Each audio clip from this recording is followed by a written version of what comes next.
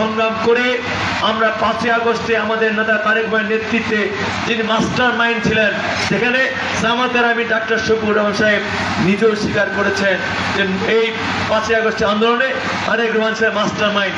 সেই আন্দোলনে আমরা বিএনপি প্রমাণ করেছি যে আমরা 71 বলেন, 90 বলেন, 2024-এ 5ই আগস্টের কথা বলেন, বিএনপি কখনোই কোনোদিন বাংলাদেশের মানচিত্রের সঙ্গে, গণতন্ত্রের সঙ্গে, বাংলাদেশের স্বাধীন পতাকার সঙ্গে, 55,000 বর্গমাইলের সঙ্গে এবং বাংলাদেশের 18 কোটি মানুষের সঙ্গে বিএনপি কখনোই কোনোদিন বেঈমানি মুনাফিকি করে নাই।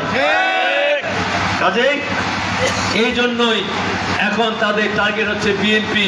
কারণ বিএনপি ইতিহাস তো কোনো গ্লানিকর ইতিহাস নাই, বিএনপির গায়ে তো কোনো ওই রাজাকার বলেন, স্বৈরাচার বলেন, ফ্যাসিস্ট বলেন তিলক নাই।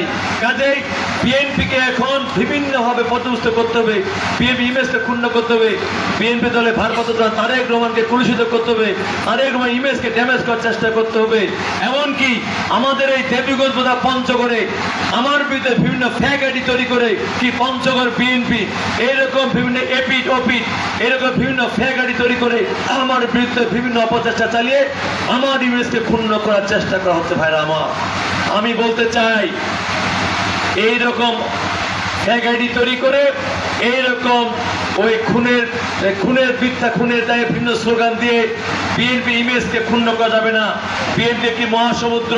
কাজেই বিএনপি আজকে এই বাংলাদেশের জন্মের পর থেকে আজ অবধি বিএনপি ইতিহাস সবাই জানে। বিএনপি কখনোই কোনদিন ওই লুঙ্গি তলে থেকে কখনো কোনদিন যুবলীগ ছাত্রলীগ করে নাই। আমরা যারা বিএনপি করি প্রকাশ্যে বিএনপি করেছি, আমরা কখনো কোনদিন যুবলীগ কোনদিন ছাত্রলীগ করি নাই। কাজেই বিএনপি কোথায় বুকের পাটা লাগে। এই জন্যই আমরা বিগত 17 বছরে অনেককে রাজপথে পাই নাই। আমরা বিএনপি একাই রাজপথে লড়াই করেছি কয়েকটি ছোট ছোট দল নিয়ে। সেই লড়াই সংগ্রাম করে 5ই আগস্টের আন্দোলনকে আমরা যৌক্তিক পর্যায়ে নিয়ে গেছিলাম।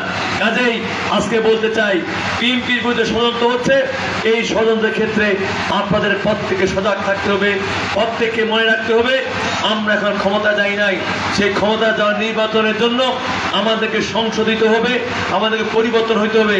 কোনোভাবে যেন এই যে মিথ্যা আইডি তৈরি করে, এই যে মিথ্যা কথা বলে, যারা ধর্মকে ব্যবহার করে বিভিন্নভাবে অপকর্ম করে আমাদের ইমেজ ক্ষুণ্ণ করতে চায়, আমাদেরকে বিতর্কিত করতে চায়, এই বিষয়ে আমাদের সজাগ থাকতে হবে এবং আমাদের সক্রিয় থাকতে হবে এবং এই বিষয়গুলো আমাদের মাঠে ঘাটে সবখানে সোচ্চার হতে হবে, মানুষের কাছে বলতে হবে, জানাতে হবে। কারণ হয়তো এইখানে যারা লোক আছেন, হয়তো আমরা 1000 লোক আছেন, হয়তো দেখা যাচ্ছে 200 জন 100 জন লোকের কাছে হয়তো আপনারা এই যে মোবাইল ফোন ব্যবহার করেন, তাই না? এইগুলো ফোন, কিন্তু বাকি কেউ তো ব্যবহার করেন না।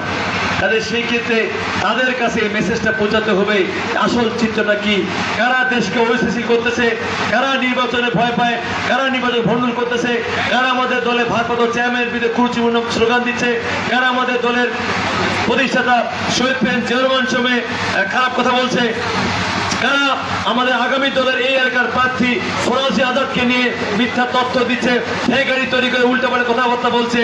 এই বিষয়ে আপনাদের সজাগ থাকতে হবে এবং সক্রিয় ভূমিকা রাখতে হবে।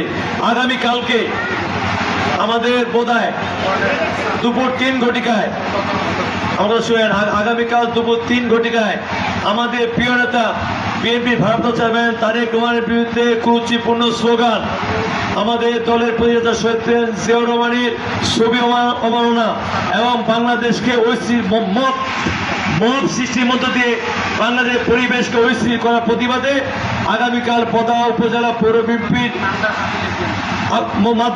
আয়োজনে আমরা প্রায় 10,000 মানুষের বিক্ষোভ সমাবেশের আয়োজন করেছি।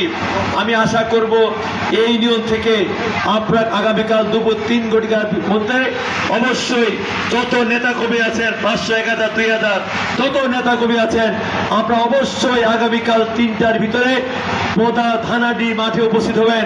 সেইখান থেকে আমরা মিছিল করে ধানাডি মাঠে আমরা সমাপ্ত করব এবং সেইখানে আমরা একটা মেসেজ দিতে চাবো, পদা সহ আমাদের পঞ্চগড় ঠাকুরগাঁ আমাদের প্রতিটি মানুষের কাছে একটি মেসেজ দিব যে বাংলাদেশের রাজনীতি দিয়ে যারা অস্থিতিশীল করতে চায়, যারা মত তৈরি করে বাংলাদেশের পরিবেশকে বিঘ্ন করতে চায়, আমরা এক কথা পরিষ্কার, সেই সুযোগ আমরা দিব না।